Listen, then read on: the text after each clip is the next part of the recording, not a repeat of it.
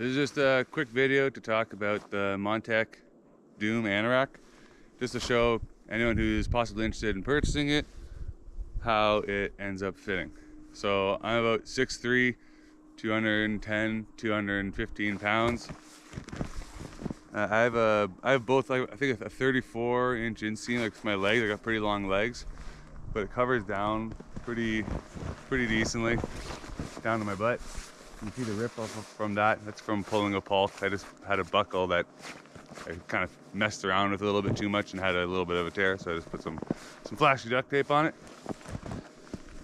Yeah, what I really like about this jacket is the sleeves of how wide they are. So like I regularly wear these OR gloves, and they're pretty gigantic on the outside, and I also even have like fur mitt gauntlets that are gigantic, and I can even stuff them inside of this. But regularly, especially those ORs, I have no problem fitting inside of their big open system going through, and it does come with the thumb sleeves as well that I'm rocking if I'm skiing. Main pocket in the front that you've seen. Put my phone in this piece all the time, and then there's the little bunny hug area in the front, and these get bigger as the sizes get bigger, of course. It fits relatively loosely. The one thing compared to a couple other jackets, I have the OR Archangel and I have the true Le Skieur Anorak as well.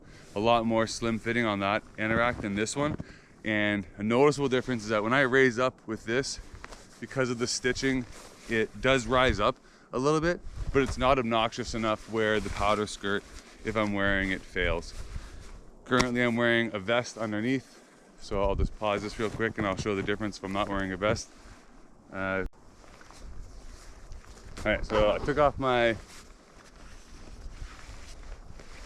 unhardware puffer vest, and right now underneath all I have is like a base layer merino and then a very thin like merino thick sweater on top of that. And I do like the general fit, especially on like the nicer days. It doesn't feel bulky for a double XL. Like it doesn't look like it's made for a fat suit. It works pretty well in general. The zippers so far haven't failed me. This is my second season with it. I can't give you the amount of days that I've used it, but from fat biking and from snowshoeing, from skiing, from like wake skiing. So like we go with our sleds and I just pull behind on a wake ski, and we use it like quite regularly.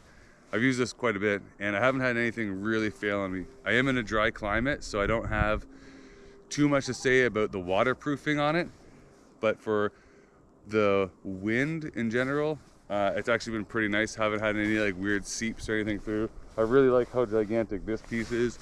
In the hood, when I do have my bucket on, I wear a Burn Baker, and it fits, the helmet when I have it on fits pretty well. So I have no complaints on how the hood system feels. I'm not sure if I'd ever want this on if I was to be living out west in the coast, if I was going to be out all the time, because I would worry about some of the waterproofing.